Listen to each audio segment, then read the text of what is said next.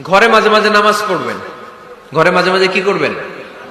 সহিহ মুসলিমের হাদিস, আল্লাহ রাসূল সাল্লাল্লাহু আলাইহি ওয়াসাল্লাম বলেছেন, তোমরা মসজিদে ফরজ নামাজের পরে ঘরের জন্য কিছু সুন্নাহ আর নফল নামাজ রেখে দিও। কারণ যারা সুন্নাহ আর নফল নামাজ ঘরে পড়ে, আল্লাহ তাআলা তাদের ঘরটাকে বরকত দিয়ে পূর্ণ করে দেয়। বৃষ্টি যদি হয়, কখনো বৃষ্টি, বাইরে প্রচন্ড বৃষ্টি, আপনি জামাত ধরার জন্য মসজিদে যেতে পারতেছেন না, তখন ঘরের সবাইরে নিয়ে আপনি জামাতের ইমাম হবেন। দরকার আছে না নাই? আপনি ইমাম, আপনার ছেলেরা পেছনে, মেয়েরা পেছনে, নারী পুরুষ একই কাতারে দাঁড়াতে পারে না, তো আপনি ইমাম, পেছনে আপনার ছেলেরা, এর পরের কাতারে আপনার মেয়েরা আর আপনার স্ত্রীরা। পারা যাবে না? ছেলে মেয়ে যদি না থাকে, হুজুর আমি আর সে টোনাটুনি সংসার, তাহলে টোনা দাঁড়াবে সামনে, টুনি দাঁড়াবে পেছনে, একসাথে দাঁড়ানো যাবে?